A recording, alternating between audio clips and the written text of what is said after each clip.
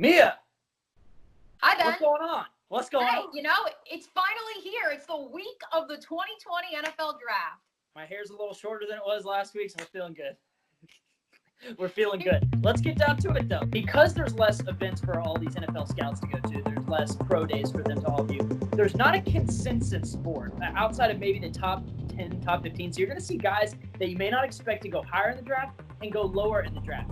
And because of that, I think we end up seeing more trades because teams have select guys that they're really going to want to gun for and maybe move up within the draft because I think the boards are so scattered. I agree in the first round. As Dave Caldwell told us earlier this week, he anticipates a lot of first-round trades that have already been discussed among the NFL's GMs. Here's where I disagree with you. I don't see a lot of trades coming in those later rounds. That is something Dave Caldwell also mentioned. Because there is only 5 minutes and given the virtual nature, I could totally see, teams just wanting to get a pick in. They're not looking to get up the board. They just want to make sure they have a pick, even if the NFL says, if there are technical glitches, we'll fix them and we'll stop the draft. No, people are not going to want to take that chance. I think that they have their boards. They're going to see their guy, and that's who they're going to go with. As far as roster goes for the Jags, they're built like this. Do you see them taking a quarterback within the draft? And how would you go about this? Well, as we're talking about trading up, I do see the Jags not trading up in the first round. No, don't worry, everyone. Not trading up in the first round for a quarterback. I do not see that. I could see them trading up in maybe the 4th or 5th round to get their guy. Spoiler alert for Mia's Mock Draft Monday, Jake Clutton out of Oregon State is that guy for the Jaguars. He threw 28 touchdowns as compared to 3 interceptions last year. That was for a 5-7 Oregon State team. That's very impressive to me, especially when you look at the other option the Jaguars have, which would be to sign a veteran like, Andy Dalton, who previously played under Jay Gruden in Cincinnati. Dalton, albeit being on, a very struggling Bengals team last year, Ben, he threw 16 touchdowns and 14 interceptions.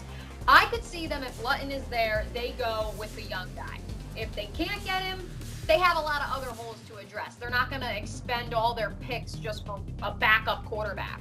And so I could see them going with Dalton or a veteran then. How about you? Yeah, I think a 1-year deal for a veteran is probably a better scenario. I'm still in the camp of let Gardner ride out. I know you need, if there's injuries that can occur. I think it would be more of that situation than really try to push him for the starting job. I think this is give Gardner a 1-year deal.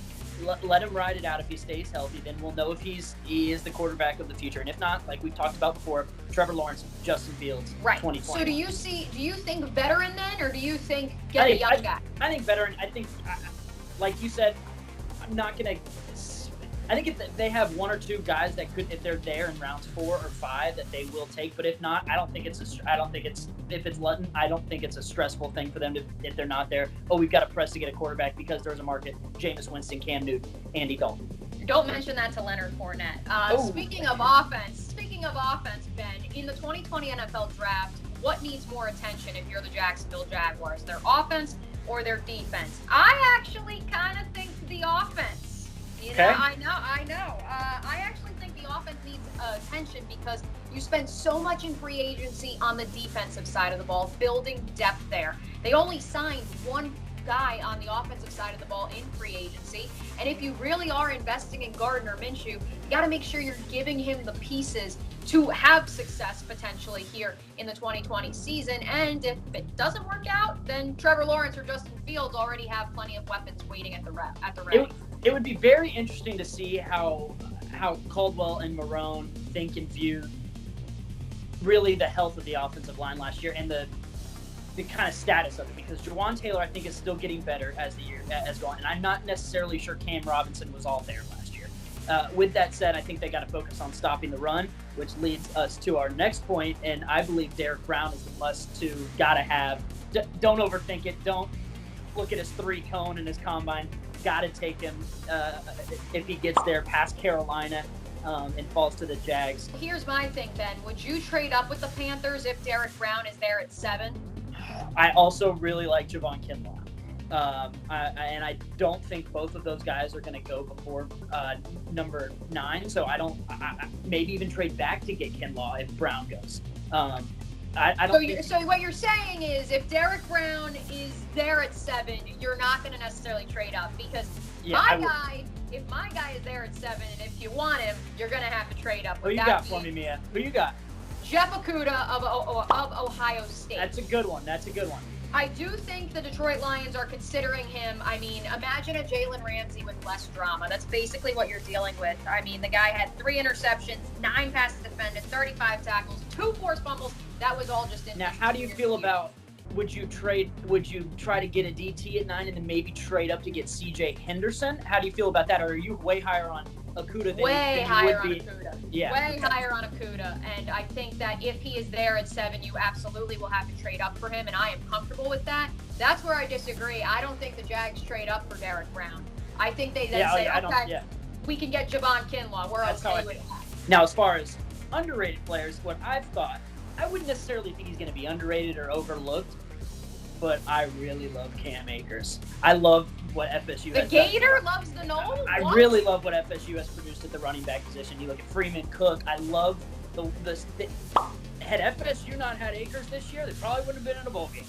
Flat out. That kid can do it out of the backfield. He's elusive. He's a home run hitter. I really like him. I would, if they could somehow get him in one of those mid rounds, that would be a great addition.